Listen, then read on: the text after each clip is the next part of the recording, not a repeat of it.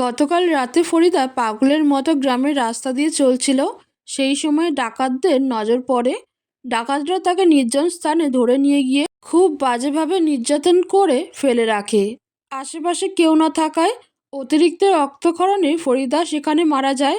সে এক যন্ত্রণাময় মৃত্যু। সারা শরীরে আঘাতের চিহ্ন, ব্যথায় চিৎকার করে যাচ্ছিল। এখান থেকে লোকালয় দূরে বলে ফরিদার চিৎকারে কারোর কানে যায়নি। সে কষ্টের যন্ত্রণা সেখানে পড়ে থাকে। আস্তে আস্তে শরীরটা নিস্তেজ হয়ে যায়। চলে যায় সে না ফেরার দেশে। সকালে ফরিদার মৃত্যুর খবর শোনার পর থেকে লালবানু ভেঙে পড়েছে। ফরিদা যে অন্যায় করেছে তার শাস্তি পেয়েছে। অন্যায় ভুল পাপ করলে শাস্তি পেতে হয়। লালবানু এটা বুঝতে পেরেছে, সেও তো ভুল করছে। লালবানু ফুলজানের কবরের সামনে এসে দাঁড়ায়।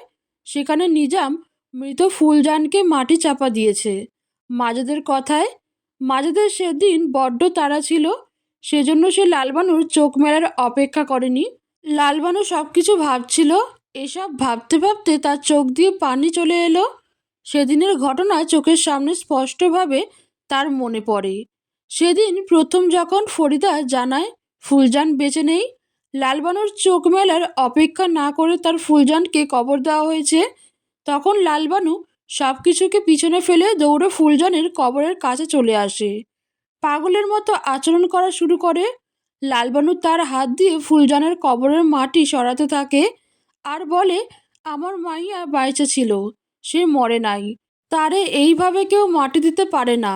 আমার মাইয়া এখনো আমারে দেখে নাই, আমি তারে দেখি নাই। আমার মাইয়া এইভাবে যাইতে পারে না। এটা বলে লালবানু হাত দিয়ে মাটি সরাতে থাকে। বাড়ির সবাই চলে আসে, লালবানুকে থামানোর চেষ্টা করে। ফরিদা বেগম এবং মালেকা বেগম তাকে ধরে।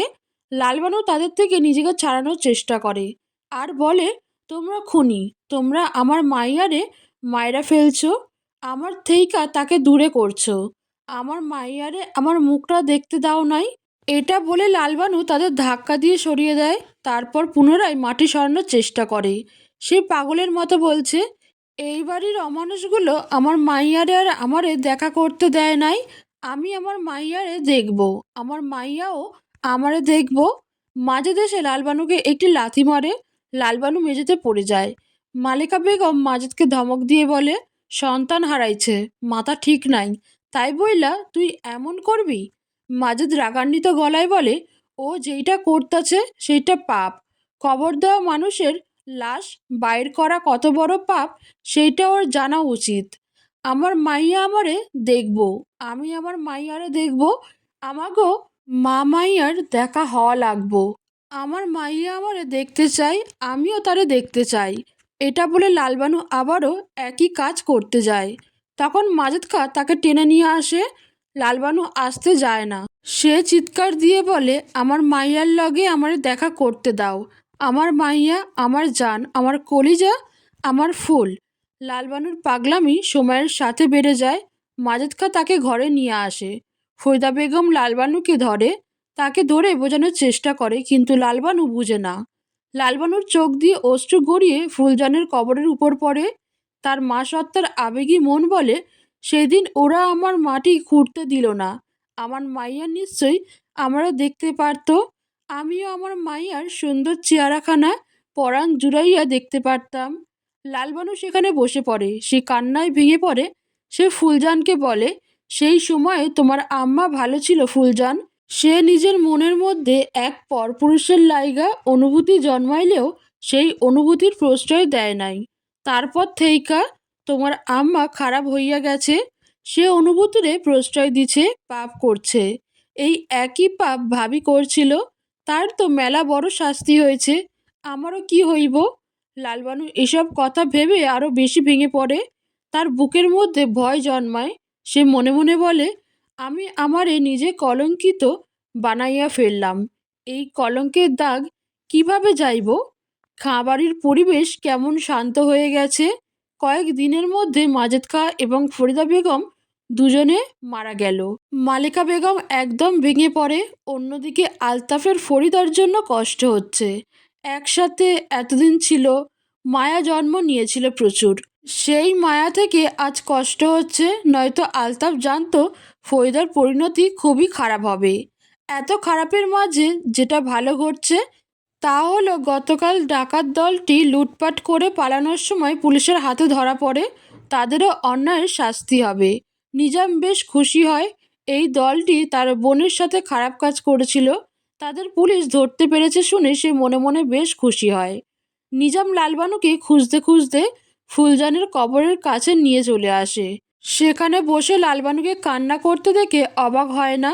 এই কয়েক মাসে এই ঘটনা একদিন নয়, ঘটেছে বহুবার। নিজাম এসে মলির মুখ নিয়ে লালবানুর পাশে বসে। লালবানু নিজামের উপস্থিতি বুঝতে পেরে বলে, সবাই তো তাগো পাপের শাস্তি পাইতাছে, আমরাও পাইব, তাই না? কোনটারে তুমি পাপ কইতাছ লালপরি? নিজামের এই কথার জবাবে লালবানু বলে, যেইটা। নিজাম লালবানুকে থামিয়ে দেয়, তারপরে বলে, সবার ভালো থাকার অধিকার আছে। একটা নরক থেইকা বাঁচতে কারো হাত ধরা পাপের নয়। তুমি জীবনে এত অশান্তিতে ছিলে, সেই জীবনে একটু শান্তির লাইগা আমার সঙ্গী বানাইছ, এইটা পাপ নয়। হাজারবার গলা ফাটাইয়া বললেই কি ভুল ঠিক হইয়া যাইব? যেইটা পাপ সেইটা যে কোনো অবস্থা পাপ। লালবানুর এই কথায় জবাব দিতে পারে না নিজাম। সে কিছুক্ষণ চুপ থাকে, তারপরে বলে, আমরা যখন এইখানে জড়াইয়া গেছি তখন কি করতে পারি? আমরা আমাকে ভুলের জন্য মাপ চাইতে পারি, সেই লগে ভুলটারে সূর্য নিতে পারি। নিজামের কথা শুনে লালবানু নিজামের দিকে তাকায়। নিজাম ম্লান হেসে বলে, বিয়া করবা আমারে লালপরি? লালবানু চোখে মুখে খুশি দেখা যায়, আবেগের বশে সে নিজামের সাথে জড়িয়ে গেছে। সে জানে সে ভুল করেছে, সেই ভুলটাকে যদি এইভাবে ঠিক করা যায় তবে ক্ষতি কিসের? নিজাম পুনরায় বলে, তোমারে আমার প্রথম দিনই ভালো লাগা গেছিল, আমি সেই দিনই জানতাম আমি যা করতেছি সেইটা ভুল। আমি পরের বউরের দিকে নজর দিছি, তয় তোমারে পাওয়ার আশা কখনো করি নাই। জানতাম এইটা হওয়ার নয়, তবে ভাগ্য ভালো ছিল তাই তোমারে পাইয়া গেছি। এইবার আমাগো ভুলটা ঠিক কইরা নিতে চাই। লালবানু নিশ্চুপ, তার মুখে কোনো শব্দ নেই। লালবানুর থেকে জবাব পেয়ে নিজাম পুনরায় বলে, আমার ঘরের ঘরণী হইবা লালপরি? লালবানু কান্নারত চোখের কোণে হাসি ফুটে ওঠে। নিজাম বুঝে যায় সে সম্মতি পেয়ে গেছে। নিজাম লালবানুর সম্মতি পেয়ে বলে, এইসব ঠিক হইয়া যাক, তারপর আমরা বিয়া কইরা নিব। এই বিয়াটা কি সমাজ মাইনা নিব? লালবানুর এই প্রশ্নের জবাবে নিজাম ম্লান হাসে, তারপরে বলে, সমাজ না মাইনা নেওয়া কি আছে? তোমার তো এখন জামাই নাই, আর এখন তুমি বিয়া করতেই পারো। লালবানু আজ অনেক দিন পর নিজামকে বেশ ভালোভাবে লক্ষ্য করে। নিজামের সুন্দর মুখশ্রী আরও সুন্দর হয়ে উঠেছে, তার কারণ তার মুখে খোঁচা খোঁচা দাড়ি দেখা দিচ্ছে, যার জন্য তার সৌন্দর্য আরও বেড়ে গেছে। লালবানু খুশি হয়ে যায়, সেখান থেকে চলে যায়। 2 মাস কেটে যায়। আলতাফ খাঁ এখন শহরে থাকে। সে গ্রামে একদমই আসে না। আগে যা একটু আসতো, এখন একদমই আসা বন্ধ করে দিয়েছে। এর মাঝে মালিকা বেগম লালবানু এবং নিজামের সম্পর্কের কথা জেনে যায়। সব জেনে সে লালবানুর গালে থাপ্পড় বসিয়ে দেয়। সে রাগান্বিত গলায় বলে, ছোট বউ ঠিকই বলেছিল, তুই ওই পোলার লগে সম্পর্ক কইরা আমার পোলারে খাইছ। ওই পোলার লগে তোর সম্পর্ক কতদিনের? প্রথম থেইকাই তোগো ঢলাঢলি আমার অসহ্য লাগতো। মালেকা বেগম আরও অনেক কথা শোনায়। লালবানু স্পষ্টভাবে বলে, আমি তারে ভালোবাসি, আমরা বিয়া করতে চাই। মালেকা বেগম আবারও থাপ্পড় বসিয়ে দেয়, তারপরে বলে, তোর এত বড় সাহস, তুই আমার বাড়িতে দাঁড়াইয়া এক কামের পোলারে বিয়া করতে চাও? তুই আমার পোলার বউ, এই খাবারির বউ হইরা কামের পোলার লগে পীড়িত করছো? এইটা সমাজের লোক জানলে কি কইব? আমার পোলারে খারাপ কইব, আমার পোলার নাম লইয়া তোর বদনাম করব। এইটা আমার পোলারও অসম্মান। মালেকা বেগম বেশ বকাঝকা করে লালবানু তাকে বোঝাতে চায়। উল্টে মালেকা বেগম তাকে ধমক দিয়ে বলে, বেশি বার বাড়িস না, ওই পোলারে আমি দেইখা নিব। আমার বাড়িতে থাইকা আমার পোলার বউয়ের সাথে পীড়িত, আবার বিয়ে করার শখ জাগছে, দেখি কিভাবে বিয়া করস তোরা। মালেকা বেগম বেশ রাগান্বিত গলায় কথাগুলো বলে চলে যায়। মালেকা বেগম ভাবতে পারে না তার ছেলের বউ এক কাজের ছেলের সাথে বিয়ে করবে, তারপরে এই গ্রামের মানুষ রাখবে, তারা তো রটিয়ে দিবে। আগে থেকে এদের সম্পর্ক ছিল, সেটা জানতে পেরে মাজেদ খাঁর বুকে ব্যথা উঠেছে। মাজেদ খাঁ তার বউকে নিয়ন্ত্রণে রাখতে পারেনি। মৃত্যুর পর তার এমন অসম্মান মা হয়ে মালিকা বেগম মেনে নিবে না। আজ 7 দিন ধরে নিজাম নিখোঁজ, যেটা জানতে পেরে লালবানু স্তব্ধ হয়ে গেছে। নিজাম এবং তার মা জাহানারা বেগমকে গ্রামের কোথাও খুঁজে পাওয়া যাচ্ছে না। লালবানু এসব জেনে খুব ভয় পাচ্ছে। তবে কি মালেকা বেগম তার কথা রাখতে নিজাম এবং তার মায়ের অস্তিত্ব মুছে দিল? লালবানু মালেকা বেগমের মুখোমুখি বসে আছে। সে বেশ শান্ত গলায় বলে, আপনি নিজামের লগে কি করছেন আম্মা? মালেকা বেগম জবাব দেয় না, সে বিরক্ত হয়। লালবানু এবার অনুরোধের গলায় বলে, আম্মা, আমি জানি আমি মেলা বড় ভুল করছি, কিন্তু আমি ভালো থাকতে চাইছি। এইটা কি আমার অপরাধ? হয়, অপরাধ। অন্যায় যার লাইগাই করা হোক না কেন, যেটা অন্যায় সেটা অন্যায়। মালেকা বেগম স্পষ্ট গলায় কথাটি বলে। লালবানু চুপ করে যায়।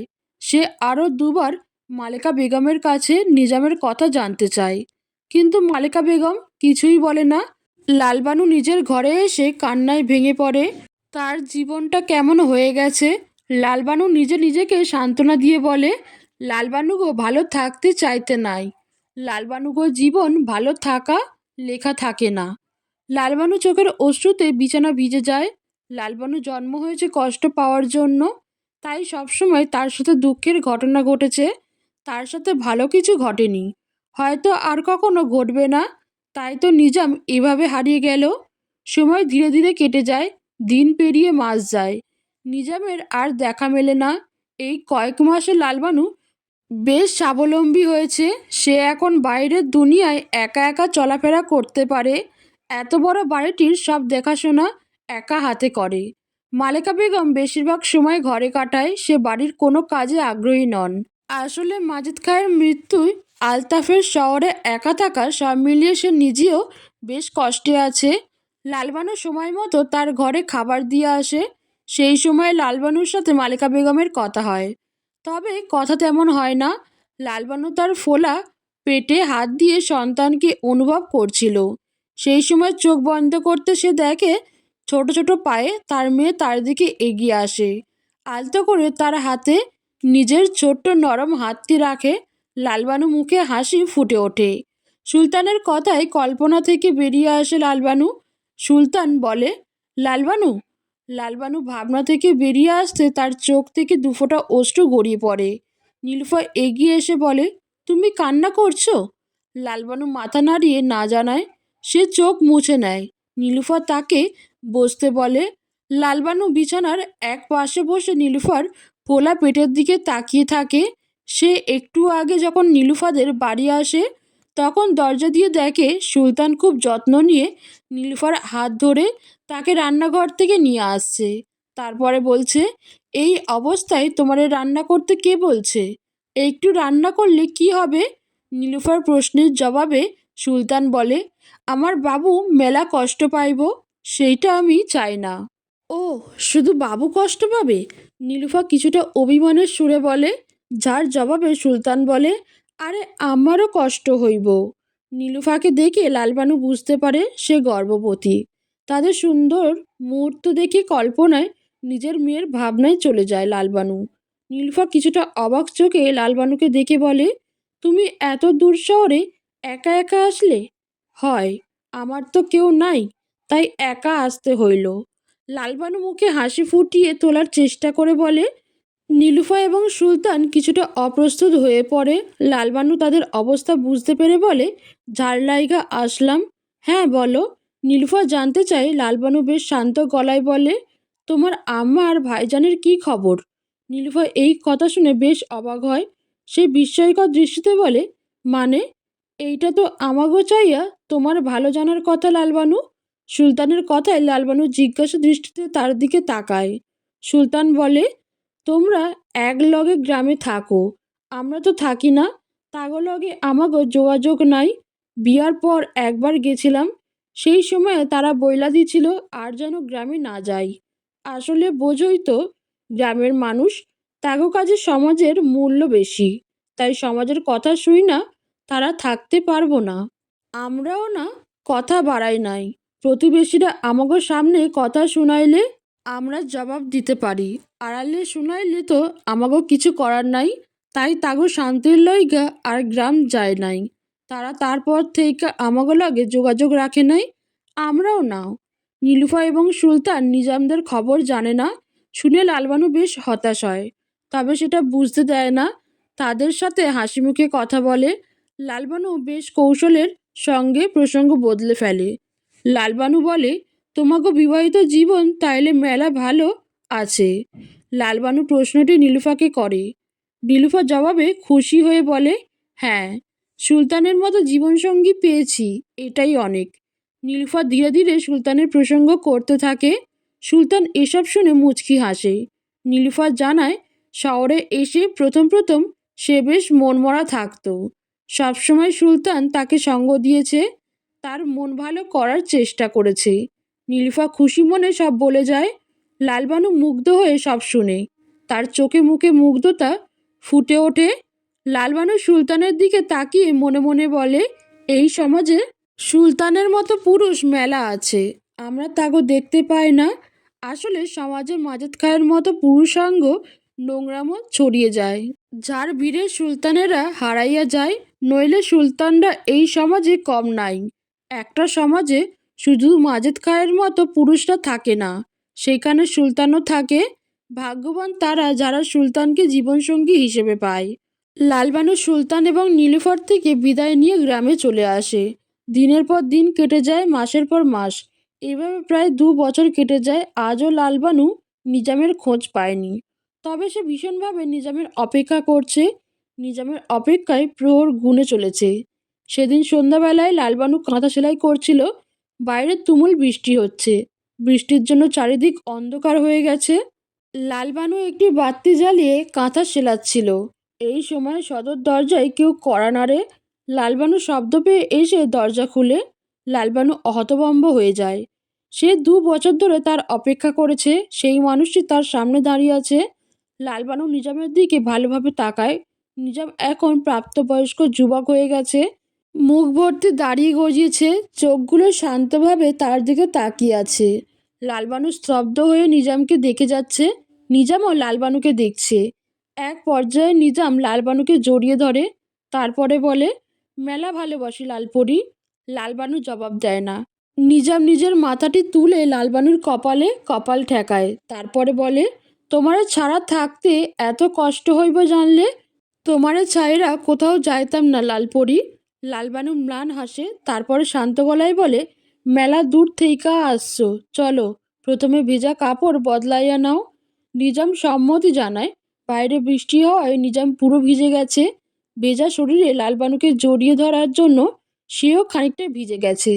নিজাম ভেজা কাপড় বদলে তার আগের রেখে যাওয়া কাপড় পরে নেয়, যেগুলো লালবানু তুলে রেখেছিল বেশ যত্ন করে। লালবানু বিছানার উপর বসেছিল। নিজাম এসে তার পাশে বসে, তারপরে বলে, আমার কথা তোমার মেলা মনে পড়ছিল লালপরি। মনে পড়ছে, আজকের এই দিনটার লাইগা আমি এতদিন ধইরা অপেক্ষা করছি। লালবানু বেশ শান্ত গলায় জবাব দেয়। আকাশে মেঘের গর্জন শোনা যায়। তার মাঝে লালবানুর এত শান্ত কণ্ঠে নিজাম বেশ অবাক হয়। সে ফিরে এসেছে, সেটা নিয়ে লালবানুর মধ্যে তেমন ভাবান্তর দেখা যাচ্ছে না। নেই কোনো উল্লাস, মুখে বলছে অপেক্ষা করছিল। লালবানু নিজামের চোখের দিকে ভালোভাবে তাকায়, তারপরে তাকে বলে, আমারে ছাইরা কেন চলে গেছিলা? এইটা আমার ভুল ছিল, তোমারে ছাইরা যাওয়া আমার ঠিক হয় নাই লালপরি। আমি নিজাম কথাটি শেষ করতে পারে না, তার পূর্বে লালবানু তাকে থামিয়ে দেয়। তারপরে খুব সুন্দর করে তাকে জড়িয়ে ধরে। লালবানু বলে, যখন ছাইরা গেছিলা তখন ফেরত আসা ঠিক হয় নাই তোমার। লালবানুর কণ্ঠে কিছু একটা ছিল যা নিজামকে হতভম্ব করে দেয়। লালবানু পূর্বের মতো কঠিন গলায় বলে, পাপ কইরা কেউ কখনো পার পায় না, আমিও পাবো না, তেমন তুমিও পাইবে না। এখনো অবধি আমি আমার পাপের শাস্তি পাই নাই। কেন জানো? নিজাম বেশ হতবাক হয়ে যায়। লালবানু এসব কি বলছে? নিজামকে অবাক করে দিয়ে লালবানু বলে, আজকের এই দিনটার লাইগা এই দিনটার লাইগা আমি এখনো বাইচা আছি। নিজাম কিছু বুঝে ওঠার পূর্বে লালবানু তার পেটে ছুরি বসিয়ে দেয়। নিজাম হতভম্ব হয়ে লালবানুর চোখে চোখ রাখে। লালবানুর চোখের দিকে তাকিয়ে সে আরও ভয় পায়। সে চোখে তার জন্য ভালোবাসা নেই, আছে শুধু হিংস্রতা। লালবানু ছুরি বের করে পুনরায় নিজামের পেটে আঘাত করে। তারপরে বলে, আমার পাপের শাস্তি আমি পাইছি। আমি কঠিন সময়ে ধৈর্য না ধইরা তোমার লাইগা জাগা এক পাপের অনুভূতিতে সাড়া দিছি। এই মাজেদ খায়ের মতো খারাপ লোকটার এত সহজ মরণ হইছে।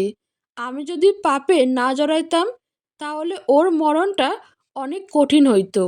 এখন যেইটা তোমার হইব। নিজাম মেঝেতে পড়ে যায়। লালবানু একের পর এক ছুরি দিয়ে তার গায়ে আঘাত করতে থাকে। নিজাম আতঙ্কিত গলায় বলে, তুমি ভুল করতেছ। আমি তোমারে মেলা ভালোবাসি লালপরি, তাই তোরে আমি সেই ভালোবাসার উপহার দিতাছি। তুই মাজেদ খায়ের চাইয়াও খারাপ লোক। মাজেদ খা আর যাই হোক মন লইয়া খেলে নাই। সে লালবানু একটি গালি দিয়ে দেয় নিজামকে। তারপরে যেটা বলে সেটা শুনে নিজাম হতভম্ব হয়ে যায়। তার দুনিয়া থমকে যায়। লালবানু কঠিন গলায় বলে, তোর ভালোবাসা তোর কাল হইব। আজ তুই ভালোবাসা আমার কাছে না আইলে আমার শাড়ির আঁচলের নিচে থাকা আমার হাতের ছুরিটা দেখতে পাইতি। আমি তোরে একের পর এক আঘাত করার আগে তুই আমারে থামাইতে পারতি, কিন্তু তুই এইসব পারস নাই, কারণ তুই ভালোবাসা মায়াই জড়াইয়া ভুল করছস। তুই ফিরা আইসা ভুল করছস। নিজাম যখন ভেজা কাপড় বদলাতে গিয়েছিল সেই সময়ে লালবানু নিজের কোমরে ছুরি গুঁজে নিয়েছিল। নিজাম আসতে সুযোগ বুঝে তাকে জড়িয়ে ধরে আঘাত করে দিল। নিজাম কখনো স্বপ্নেও ভাবেনি এমন কিছু ঘটতে পারে, তাই লালবানু খুব সহজে তাকে কাবু করতে পেরেছে। লালবানু একের পর এক নিজামকে আঘাত করতেই থাকে। ধীরে ধীরে নিজাম নিস্তেজ হয়ে পড়ে। নিজের শেষ মুহূর্তে নিজাম লালবানুকে কিছু একটি বলতে চেয়েছিল, কিন্তু পারেনি। লালবানু তাকে সেই সুযোগই দেয়নি। নিজাম পুরোপুরি শেষ হয়ে যাওয়ার পর লালবানুর হাত থামে না। তার হাত নৃশংসভাবে তাকে আঘাত করতে থাকে। নিজামের নিথর দেহটির দিকে তাকিয়ে লালবানু বলে, আমি ভাবছিলাম জামাই রাইকা পরপুরুষের লাইগা জায়গা ওঠা প্রেমটা আমারে কলঙ্কিত করছে, কিন্তু আমি ভুলছিলাম। আমার শরীরটা আগে থেকেই কলঙ্কিত হয়ে গেছিল, তাই তো শয়তান আমারে বাগে নিতে পারছে। আমার মনে পাপের অনুভূতি জাগাইছে, যেইটারে ভালোবাসা কয়। বাস্তব তো এইটা। এই জগতে লালবানুগো লগে কখনো ভালো হয় না। কিছু কিছু লালবানুগো কপালে ভালো লেখা থাকে, যার ধৈর্য ধইরা শেষ অবধি লড়তে, কিন্তু আমি পারি নাই। আমি ধৈর্য ধইরা থাকতে পারি নাই, তাই তো শয়তান আমারে তোমার মতো মানুষের দিকে ঠেইলা দিছে। সেদিন ফরিদা বলেছিল আশালতা গর্ভবতী ছিল, যেটা শুনে লালবানু বুঝে যায় মাজেদ খা ঠিক ছিল। তার কোনো সমস্যা ছিল না। ফুলজান মাজেদ খায়ের মেয়ে। সব কিছু ঠিক ছিল। হঠাৎ নিজাম নিখোঁজ হয়ে গেল। লালবানু তার ভালোবাসা নিজামকে খুঁজতে ব্যস্ত হয়ে পড়ে। মালেকা বেগমকে বারবার এসে তাড়া দেয়। মালেকা বেগম নিজের রাগ নিয়ন্ত্রণ করতে না পেরে বলে, লজ্জা করে না জামাইয়ের আম্মার কাছে আইয়া নাগরের কথা জিজ্ঞেস করস? না করে না, কারণ আপনার পোলাই একটা অমানুষ ছিল। লালবানুর এই কথায় মালেকা বেগম আরও রেগে যায়। যেমনই হোক তারই সন্তান। তখন বাধ্য হয়ে লালবানু বাচ্চা নিয়ে করা সব কাণ্ড মালেকা বেগমকে বলে। মালেকা বেগম সব শুনে অবাক হয়ে যায়। বেশি অবাক হয় আশালতা গর্ভবতী শুনে। মালেকা বেগম তার ছেলের এমন ধারণা সম্পর্কে জানত না, তবে আশালতা গর্ভবতী ছিল শুনে সে আফসোস করে। তারপর বলে, কবিরাজের চিকিৎসা তাইলে আমাগো বউ পোয়াতি হয়েছিল। লালবানু মালেকা বেগমের কথা শুনে অবাক হয়ে যায়। সে শান্ত গলায় বলে, কবিরাজের চিকিৎসা হয়? সে কবিরাজকে দেখাইয়া তোমার বাচ্চা হইল। সেই কবিরাজ আশালতারে দেখেছিল। লালবানু হতভম্ব হয়ে যায়। সে মালেকা বেগমের থেকে নিশ্চিত হয় মাজেদ খাঁ লালবানুকে প্রথম যে কবিরাজ দেখাতে নিয়ে গেছিল সেই কবিরাজ আশালতাকে দেখেছিল। মালেকা বেগম বলে, একদিন রাইতেও তো গোসল দিছে দোয়া পইডা। লালবানু বিস্ময়ে মেঝেতে বসে পড়ে। সে বুঝে যায় এখানে অন্য কোনো ঘটনা ঘটেছে। কবিরাজ সম্পর্কে লালবানু পূর্বে যে অভিজ্ঞতা অর্জন করেছে তাতে তার ভাবনা সঠিক হওয়ার সম্ভাবনা বেশি। লালবানু কবিরাজের বাড়ি এসে তার সামনে বসে আছে। কবিরাজ বেশ বিরক্ত হয়। লালবানু শান্ত গলায় বলে, আপনি বইলা দেন আশালতা ভাবির লগে আপনি কি ঘটনা ঘটাইছেন। কবিরাজ কিছুটা থতমত খেয়ে যায়। সে কিছু একটি করার চিন্তা করছে। তার চোখে লালবানুর উপর থেকে নিচ অবধি দেখছে। লালবানু বেশ কৌশলে বলে, আমার লগে খারাপ কিছু করার চিন্তা কইরেন না। আমি পুলিশ খবর দিয়া আইছি।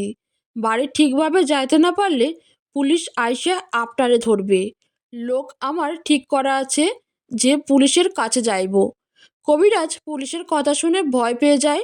লালবানু বেশ ঠান্ডা মাথায় বলে, মাজেদ খায়ের অগোচরে আপনি তার বউয়ের লগে খারাপ করছেন। এইটা গ্রামে রইটা গেলে আপনার কি হইব জানেন? লোকে কি বলবো?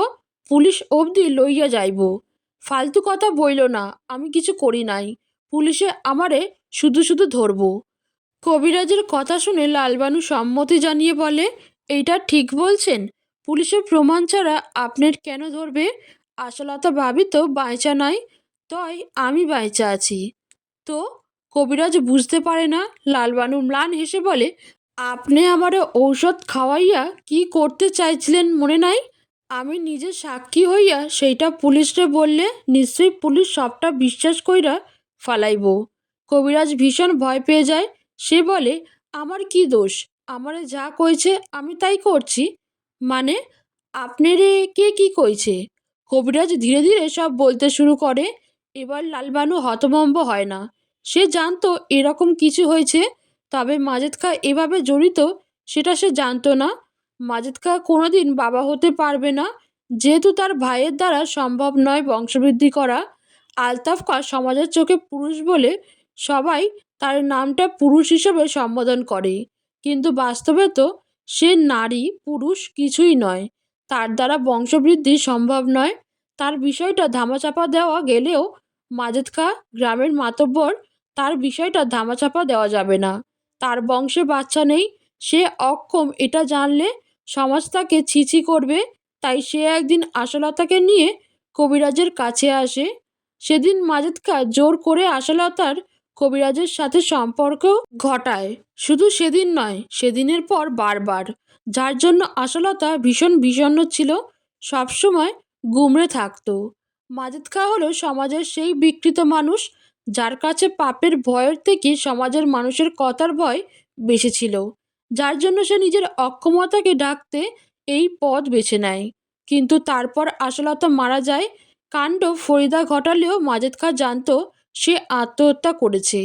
মাজেদ খাঁয়ের মনে হয় সে জোর করে আশালতাকে নিয়ে এটা করানোর জন্যই আশালতা লজ্জায় ঘৃণায় আত্মহত্যা করেছে।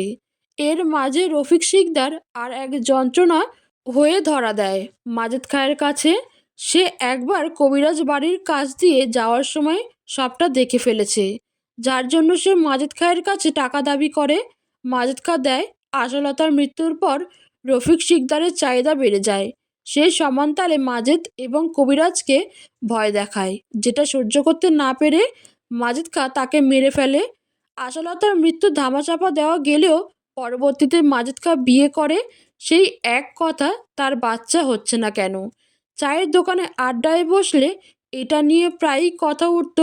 যখনই এটা নিয়ে কথা উঠত তখনই মাজেদ খাঁ ভয় পেত তার অক্ষমতার কথা জানতে পারলে সমাজ তাকে একঘরে করে দিবে। সে এত ভালো বংশের পুরুষ হয়েও অক্ষম, এটা লোকের কাছে মজার হয়ে উঠবে। আগের মতো ভুল করতে চায় না মাজেদ খাঁ। সেজন্য লালবানু যাতে সত্যিটা না জানে সেজন্য অজ্ঞান করে সবটা করতে চেয়েছিল। প্রথম দিন ঔষধ খাওয়ানোর নামে লালবানু বিশ্বাস জয় করার চেষ্টা করে, যাতে লালবানু ভাবে সত্যি তার চিকিৎসা হয়েছে। রোজ এভাবে চিকিৎসা নিতে হবে। তাই প্রথম দিন ঔষধের নামে এমনই পাতার রস খাইয়ে দিয়েছে। দ্বিতীয় দিন ভাগ্যক্রমে লালবানু বেঁচে যায়। যদিও ফরিদার উদ্দেশ্য ছিল লালবানুর সঠিক চিকিৎসা হলে সে গর্ভবতী হয়ে যাবে, আর সেটাই ফরিদা চায়নি। সে চেয়েছিল না হোক, তার জন্য ওই পরামর্শ দিয়েছিল, যার জন্য লালবানু বেঁচে যায়। কিন্তু মাজেদ খাঁ লালবানুর কাছে সত্যি ধরা দিতে চায়নি। সেজন্য সে কবিরাজকে দোষী বানিয়ে দেয় তার চোখে। এতক্ষণ কবিরাজের থেকে সবটা শুনে লালবানু চলে যায়। তবে যাওয়ার সময় মনে মনে বলে, তোমার অপরাধীরে কি নিয়তির হাতে ছাইড়া দিব আশা ভাবি। এটা ভাবতে ভাবতে লালবানু চলে যায়। তার মাথায় একটিই প্রশ্ন, সত্যিই যদি মাজেদ খাঁ অক্ষম হয় তাহলে তার ফুলজান কার সন্তান? এখানে লালবানুর দুনিয়া গরমিল হয়ে যায়। তার ভাবনাগুলো কেমন এলোমেলো হয়ে যায়। অনেক ভেবেচিন্তে আজ লালবানু ধাইয়ের কাছে আসে, কারণ ধাই তাকে সেদিন ঘুমের ঔষধ দিয়েছিল। সে মাজেদ খাঁয়ের সাথে তার সন্তানের হত্যার সাথে জড়িত রয়েছে। লালবানু ধাইয়ের সামনে বেশ কিছু টাকা রাখে, তারপরে বলে, আপনার তো কোনো স্বার্থ ছিল না, কারণ আপনার লগে আমাকে কোনো সম্পর্ক নাই। তাই নিশ্চয়ই আপনার টাকার লাইগা আমার মাইয়ারে মারতে তাগো সাহায্য করেছেন। এই কথা শুনে ধাই অবাক হয়ে যায়। লালবানুর টাকার কাছে প্রথমে বিক্রি হতে না চাইলেও পরে তার রাগের কাছে হার মানতে বাধ্য হয়। লালবানু বেশ হিংস্র হয়ে ওঠে। সে নিয়ন্ত্রণ হারিয়ে ধাইয়ের গলা চেপে ধরে, যার জন্য এক পর্যায়ে লালবানু থেকে ছাড়া পেতে ধাই সব বলতে চায়। ইশারা দিয়ে সেটা বোঝাতে লালবানু তাকে ছেড়ে দেয়। ধাই কাঁদতে থাকে। ধাই লালবানুকে যা জানায় সেটা জানার জন্য লালবানু প্রস্তুত ছিল না। তার দুনিয়া ঘুরে যায়। এমন ঘটনা ঘটতে পারে সেটা তার ধারণার বাইরে ছিল। একটি সন্তান, সেটি নিয়ে কত গল্প, কত রহস্য। লালবানু বাড়ি ফিরে কান্নায় ভেঙে পড়ে, হাও মাও করে কাঁদতে থাকে। এবার তার কাছে সবকিছু কেমন স্পষ্ট হয়ে ঝট খুলতে থাকে। লালবানুর গর্ভে তখন সন্তান আসছিল না। কিভাবে আসবে মাজেদ খাঁ তো জানে না, সে অক্ষম। অন্যদিকে মাজেদ খাঁয়ের এই কবিরাজের সাহায্য নেওয়ার উপায়টাও বন্ধ হয়ে গেছে। মাজেদ খাঁ ভয় পাচ্ছে, লালবানুর সাথে জোর করে একই ঘটনা ঘটালে হয়তো সে আত্মহত্যা করবে। তারপর তার দিকেই প্রশ্ন উঠবে। অন্যদিকে মানুষের কথা নেওয়া যায়। সেদিন যখন মাজেদ খাঁ নীলুফাকে দেখে পছন্দ করে, প্রস্তাব দিতে চায় জাহানারা বেগমের কাছে, সেই সময় রতন ঘটক মাজেদ খাঁকে বলে, যতই আপনার ক্ষমতা থাক আপনি দুইটা বিয়া কইরা একবারও বাচ্চা হওয়াতে পারেন নাই। আপনি সক্ষমতা নিয়ে প্রশ্ন তুইলা জাহানারা বেগম বিয়া বাতিল কইরা দিব। আপনি ভয় দেখাইলে সে পাড়াপড়শি ডাকবো। এই কথা শুনে মাজেদ খাঁ বুঝে যায় তাকে অন্যভাবে খেলতে হবে। প্রথম তার নিজের অক্ষমতা ডাকতে হবে। সেজন্য লালবানুর গর্ভে বাচ্চার দরকার। মাজেদ খাঁ বাড়ি ফিরে লালবানু এবং নিজামকে একসাথে দেখে প্রথমে রাগ করলেও পরে তার মাথায় বুদ্ধি খেলে যায়। রাতে মাজেদ খাঁ নিজামকে একা ঘরে ডেকে পাঠায়। নিজাম আসতে মাজেদ খাঁ বলে, আমার বউয়ের লগে মেলা ভাব জমছে দেখি। কথাটি শুনে নিজাম বেশি ভয় পায়। সে নিশ্চুপ হয়ে দাঁড়িয়ে থাকে। মাজেদ খাঁ রহস্যময় এক হাসি দিয়ে বলে, আমার বউরে তোমার মেলা পছন্দ, তারে পাইতে চাও বিছানায়? মাজেদ খাঁয়ের শেষ কথাটি শুনে নিজাম হতভম্ব হয়ে যায়। মাজেদ খাঁ ম্লান হাসে। নিজাম আমতা করে বলে, আপনি খারাপ ভাবতেছেন, আমাগো মধ্যে তেমন সম্পর্ক নাই। নাই আমিও জানি। তয় তুই যে আমার বউরে ভালোবাসো সেটাও বুঝি। নিজাম এই কথা শুনে ভয় পায়। মাজেদ খাঁ শয়তানি হাসি দিয়ে বলে, পরের বউয়ের প্রতি পরপুরুষের ভালোবাসা কতক্ষণের জানোস? বিছানা অবধি। নিজাম হতভম্ব হয়ে যায় মাজেদের কথা শুনে। মাজেদ খাঁ ম্লান হেসে বলে, পাশের বাড়ির ভাবিরে দেবরগো ভালো লাগে। কেন লাগে জানিস? দেবরগো তাগো প্রতি একখানা ভালোবাসা আছে, যেটা বিছানায় অবধি যাইতে চাই, কিন্তু বিয়া অবধি না। পরের বউ ওই অবধি ঠিক আছে। মাজেদ খাঁয়ের কথা শুনে নিজাম হতবাক হয়ে যায়। এরপর মাজেদ খাঁ যা বলে সেটা শুনে নিজামের বিস্ময়ে চোখ বড় হয়ে যায়। মাজেদ খাঁ বলে, আমি তোর সেই সুযোগটা দিব যেইটা তুই চাস। কি? মাজেদ খাঁ বেশ স্বাভাবিক কণ্ঠে তার সমস্যা খুলে বলে। তারপরে সে বেশ অনুরোধ নিয়ে বলে, আমারে একটা বাচ্চা দে, তুইও তোর চাওয়া পূরণ কর, লগে আমারও আমার ইচ্ছা পূরণ করতে দে। নিজাম প্রথমে রাজি হয় না। মাজেদ খাঁয়ের কথায় পরে তার মধ্যে থাকা খারাপ সত্তাটি জেগে ওঠে। প্রতিটা মানুষের মধ্যেই ভালো এবং খারাপ দুটো সত্তা রয়েছে। যার মধ্যে যেটা বেশি ফুটে ওঠে সেই হিসাবে তাকে ভালো এবং খারাপ মানুষ বলা হয়। যারা ভালো হয় তারা সবসময় নিজের সর্বস্ব দিয়ে নিজের খারাপ সত্তাটাকে শেষ করে দেয়। কিন্তু নিজাম সেই ভালো পুরুষ হতে পারেনি। সে এমন সুযোগ হাতছাড়া করতে পারেনি।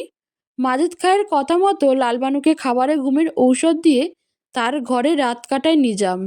অন্যদিকে মাজেদ খাঁ লালবানুর জন্য ফরিদাকে সময় দেয়নি, একদমই দেয়নি, যার জন্য তার এবং ফরিদার সম্পর্ক লালবানুর আড়ালে ছিল। তবে নিজামের সাথে কাটানো দিনগুলো, যখন লালবানু অজ্ঞান ছিল, তখন মাজেদ খাঁ ফরিদার সাথে কাটিয়েছে, যেটা নিজামের চোখে পড়ে যায়, যার জন্য সে তাদের কথা জানে। নিজাম যে রাতগুলো লালবানুর সাথে কাটিয়েছে, সেই সব রাত কেটে যাওয়ার পর দিনে সে লালবানুর সাথে তেমন কথা বলতো না। সে বেশ এড়িয়ে চলতো লালবানুকে।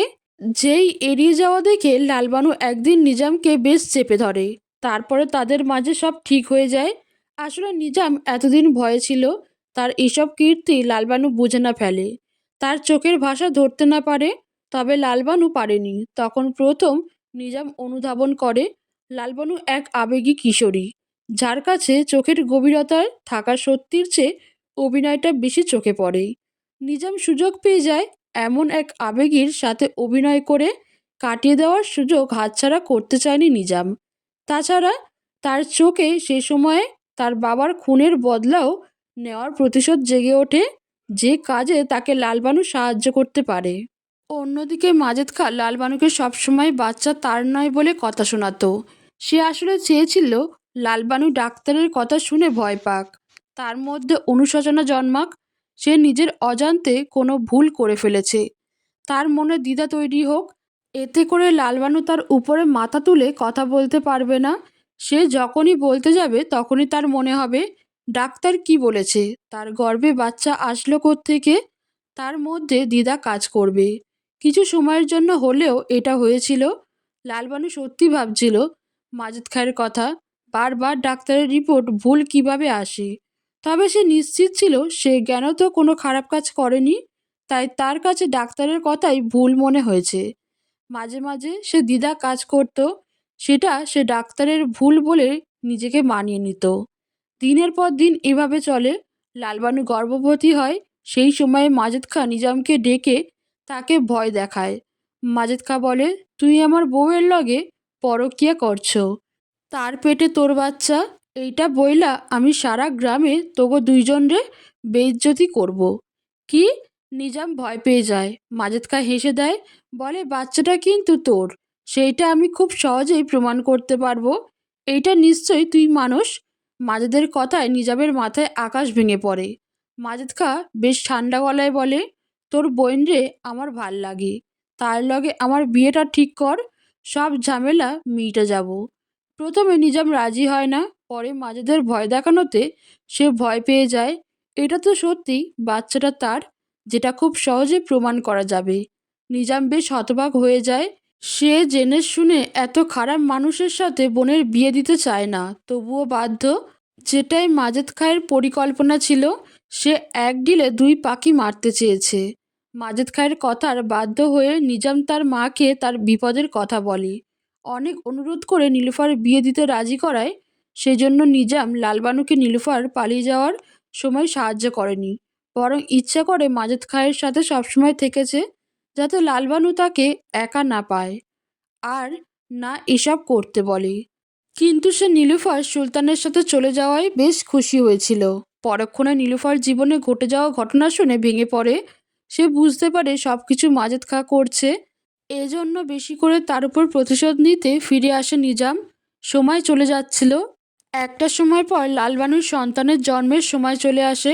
সেই সময় মাজেদ নিজামকে স্পষ্টভাবে বলে, পোলা হইলে আমি মায়না নিব, কিন্তু পরপুরুষের মাইয়ারে নিজের পরিচয় দিব না। তাই মাইয়া হইলে তোরে নিজের বাপের পরিচয় দিতে হইব, এটা মাথায় রাখিস। এসব শুনে নিজাম ভয় পায়। লোক সমাজে তার এই অপকর্ম ফাঁস হলে তার জীবনের সাথে তার মায়ের জীবন অতিষ্ঠ হয়ে যাবে। নিজাম এটা চায় না।